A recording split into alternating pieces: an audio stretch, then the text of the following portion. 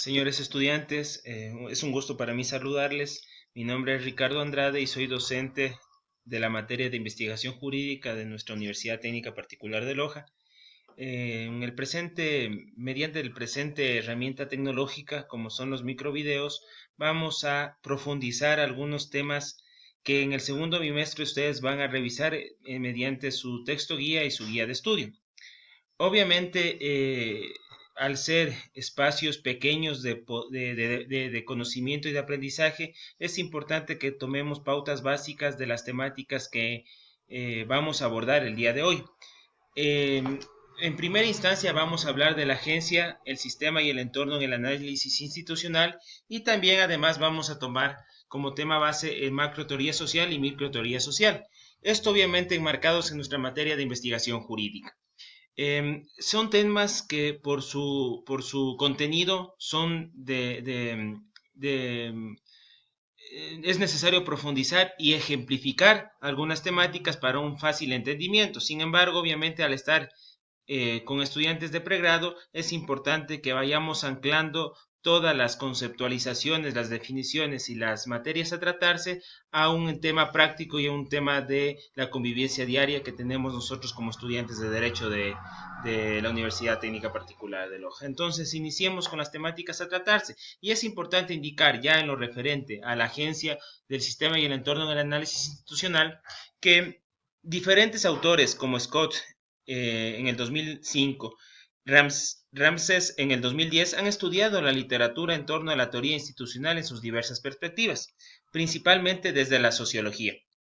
Además, es importante que desde esta perspectiva sociológica, una institución es una estructura social que es creada por un conjunto de individuos y una organización que colectivamente ejercen una acción u orientación para restringir un ambiente que será constantemente alterado con el tiempo.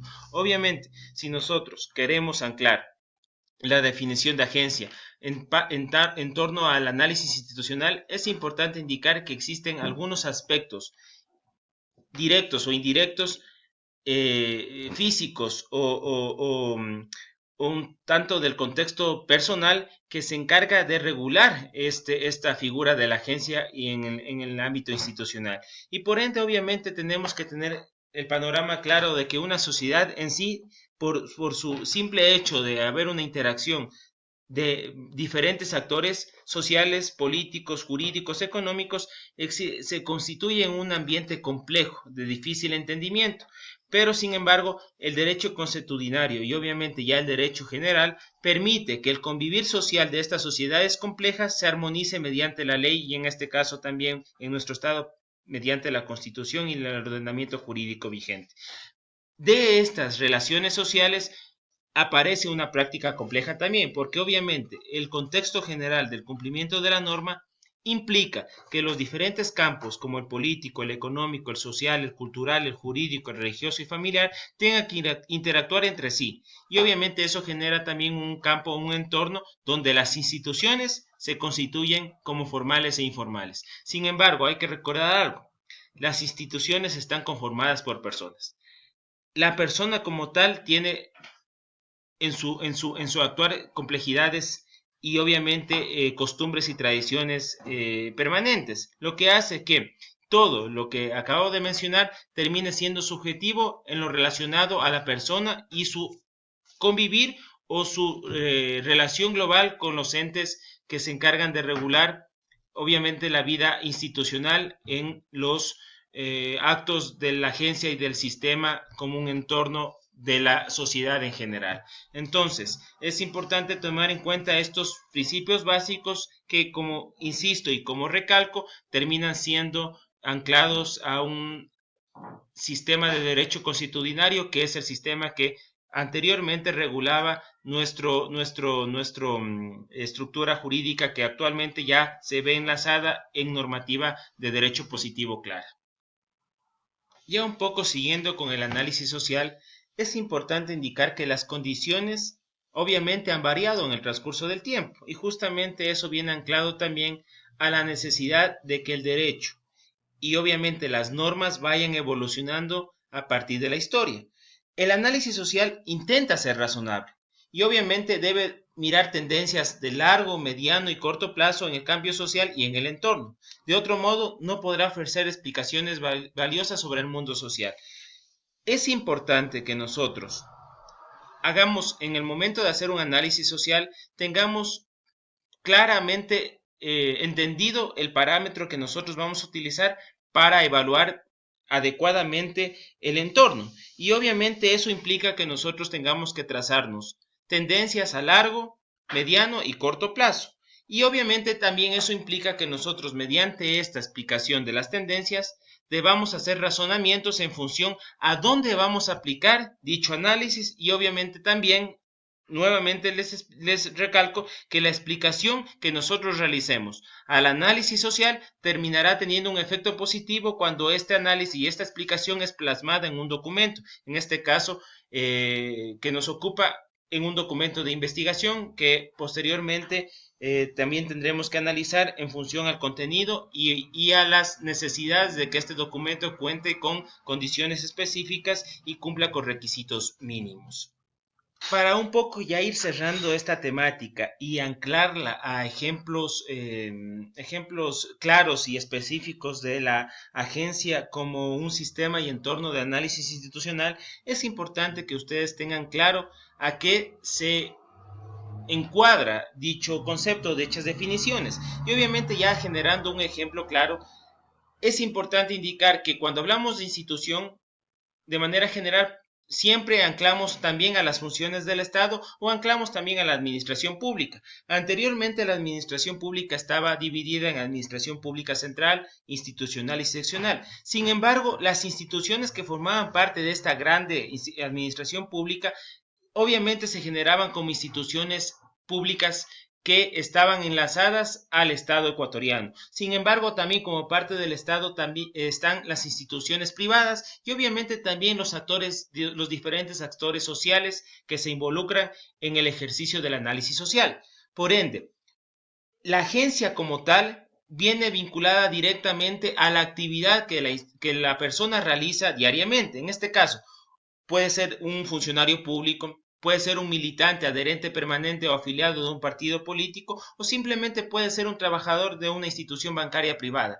Su agencia depende obviamente de la actividad que realiza diariamente en sus ocupaciones y obviamente en los campos no somos completamente libres. Nuestra agencia se ve contrañida a las instituciones como tal. Es decir, nuestra agencia depende de las condiciones que nosotros tenemos diariamente en nuestra actividad, en nuestro trabajo, en nuestra labor. Y obviamente también a la coerción, la legitimidad, el hábito y la utilidad que esa misma ocupación, esa misma actividad, esa misma función nos establece o nos determina. Entonces, cuando nosotros hagamos un análisis social, es importante que nosotros tengamos la claridad de la ocupación de la actividad que estamos realizando y anclemos esa actividad,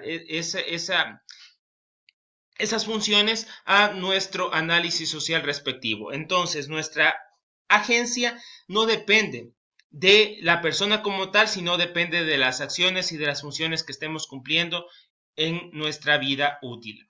Ahora bien, señores estudiantes, una vez que hemos analizado la temática antes descrita, creo que es importante irnos adentrando en lo referente a la macroteoría social y microteoría social. Y obviamente aquí en la presentación realizada a ustedes se establece con claridad que la representación de estas teorías están encaminadas o enlazadas a la realidad que viven las instituciones.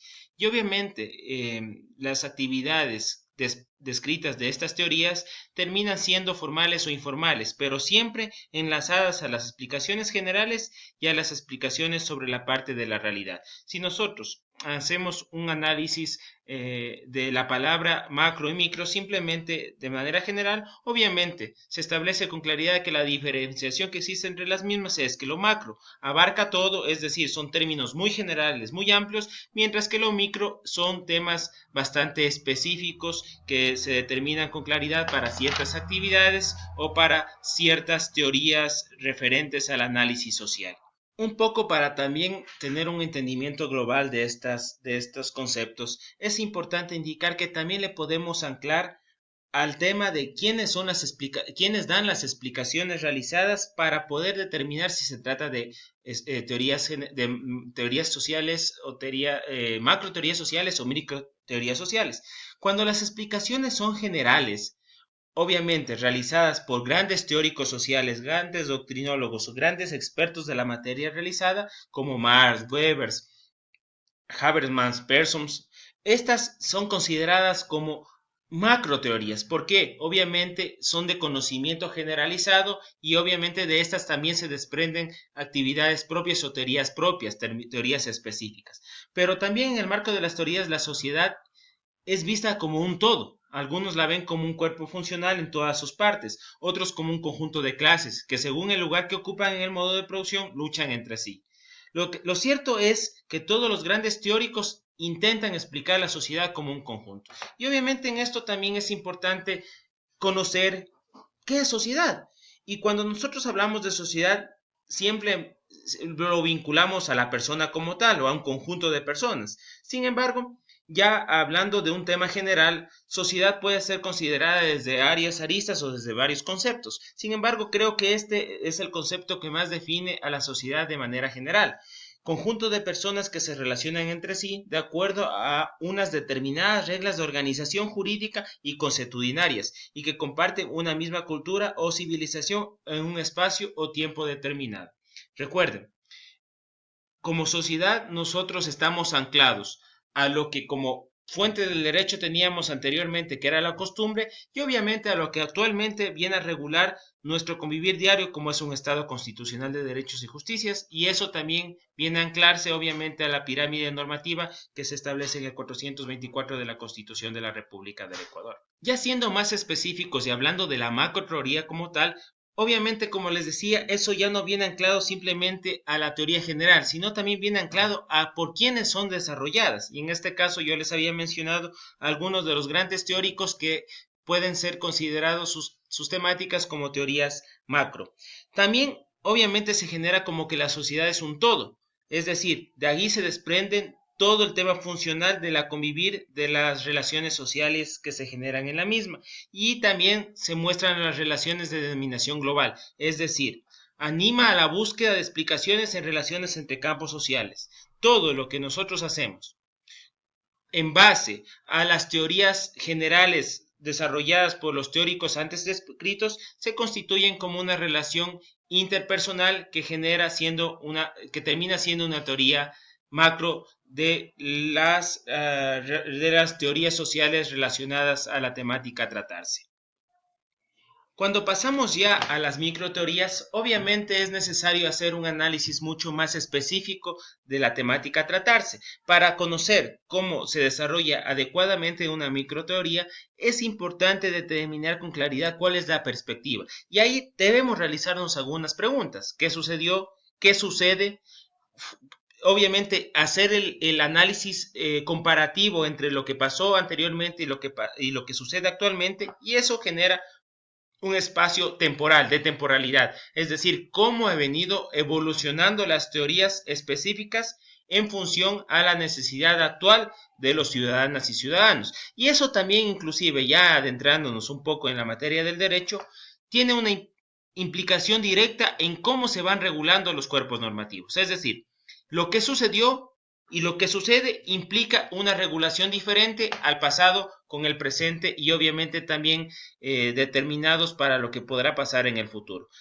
¿Cómo podemos hacer eso y en qué producto termina dicho análisis? Obviamente en una explicación del problema determinado. ¿Y cuándo nosotros podemos decir que un problema está siendo analizado? Es cuando obviamente nuestro análisis de lo que pasó de manera general, lo que pasó de manera específica va siendo plasmado en un ejercicio de análisis e investigación jurídica. Obviamente también en eso tenemos que generar diferentes enfoques. Tenemos sobre las prácticas sociales en las que el derecho positivo tiene alguna influencia o en el caso de que no son construcciones de sentido común. Estimados estudiantes, quiero terminar este pequeño espacio de conocimiento con la siguiente idea central que creo que abarca un poco lo que hemos venido conversando en estos minutos. Aunque la investigación jurídica incluye el análisis de derecho positivo, esto parte de enfoques interdisciplinarios, no en un pequeño porción, sino en un todo específico. Un gusto haberlo saludado, una buena tarde.